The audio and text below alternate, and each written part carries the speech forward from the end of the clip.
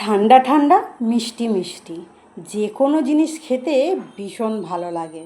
আজকে বানিয়ে নিলাম চট জলদি সিমুই, তাও আবার ঠান্ডা ঠান্ডা বেশ মিষ্টি মিষ্টি। প্রথমেই আমি কাজু বাদাম আর আমন্ডসকে ছোট ছোট করে কেটে নেব। যদি রেসিপি ভালো লাগে তাহলে একটা লাইক আর কমেন্ট করে আমার পাশে থাকার ছোট্ট একটা অনুরোধ রইল। যদি আপনি ইউটিউব থেকে দেখেন তাহলে সাবস্ক্রাইব করে নেবেন, যাতে সর্বপ্রথম আমি আপনার কাছে পৌঁছাতে পারি।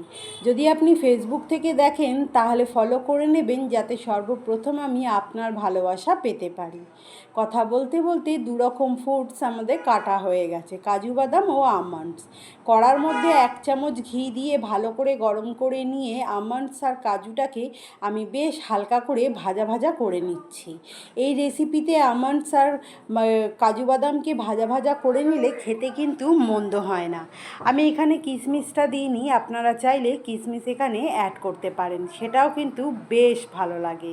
তো আমি কাজু বাদাম আর আমন্ডস ভাজা হয়ে গেছে, ওগুলোকে তুলে নিচ্ছি। আর নিয়েছি আমি এখানে সিমুই, গোল গোল চাকতি চাকতি সিমুই। এগুলো 250 টাকা করে প্যাকেট, এর মধ্যে থাকে 6টা। আমি তার মধ্যে থেকে 3টে নিয়ে আমি আজকের এই সিমুইটা রান্না করছি। সিমুইগুলোকে অলরেডি ঘি দিয়ে আমি একটুখানি ভাজা ভাজা করে নিচ্ছি।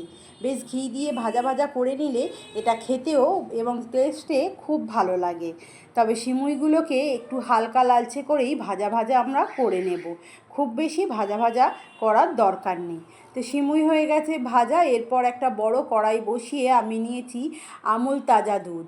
আমি 1.5 লিটার দুধ নিয়েছি 3টে চাকতির জন্য। আপনারা চাইলে কম বেশি করে নিতে পারেন।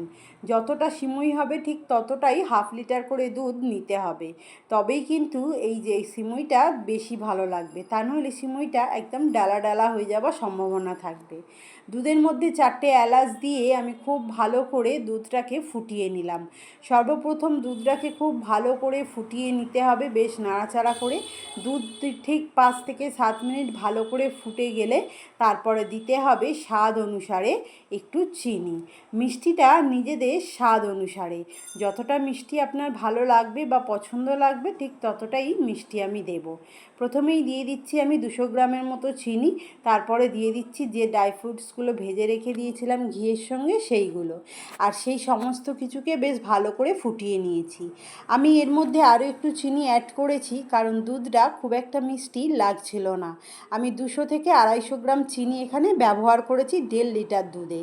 এরপর গ্যাসের ফ্লেম অফ করে দিয়ে আমি দিয়ে দেব যে সিমুইগুলোকে ভেজে রেখেছিলাম।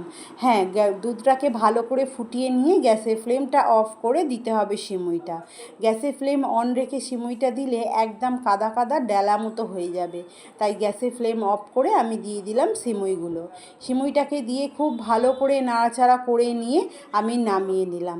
কেমন লাগলো রেসিপি জানাতে কিন্তু ভুলবেন না। টাটা।